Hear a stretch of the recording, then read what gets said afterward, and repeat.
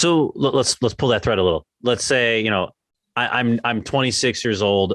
I have 100K to work with. I can't go buy that $1 million ground up development that you're talking about. Like, yes. What is some advice if someone came to you, and I know you'd say, well, sorry, I can't help you with something development in Pilsen, but where would you take that person? Great question. Well, okay, so Pilsen goes east-west. So East Pilsen is insanely expensive, and the returns are not that good now because I think the prices are too high for the rents. And according to brokers, West Pilsen goes to Berwyn, but continue. Exactly. That's the thing. West Pilsen, in quotation marks, just keeps going west.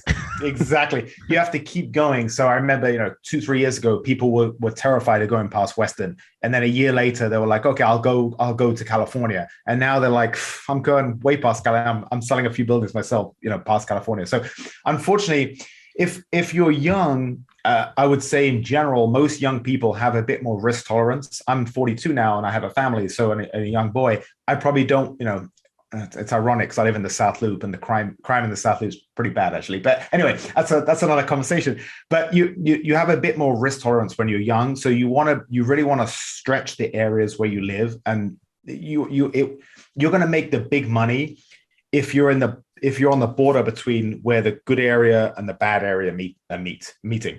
So in Pilsen, if you have 100,000, that's actually a huge budget. For people with less than that, even if your budget's 10,000, 20,000, you're looking at an FHA loan, and they just raise the FHA limits for 3 and 4 units. So you can still, you can get an $800,000 building and just put down a few percent, which is fantastic. So I would definitely say go for those FHA loans. And again, back to what I just said is you've got to don't walk away from something that has good fundamentals, good bones. It works for an FHA loan, but the roof is only got a few years left. Well, you'll deal with the roof in a few years. Try to think big picture. So if you're an investor buying with 25% down, your budget's up to $1 million, you have options.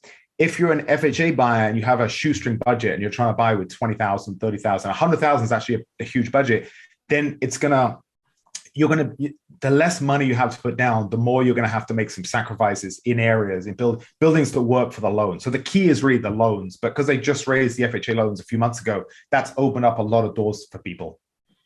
With the ground up, is the majority of the buyers FHA owner occupied? Is that who your buyers are? No. So for ground up development, they tend to be the 3 units. Most of the 3 units are selling, 8. It's probably the median price is about $850 right now. So that's over FHA limits. So most of those, almost all of those, I would say, are investors putting 25% down.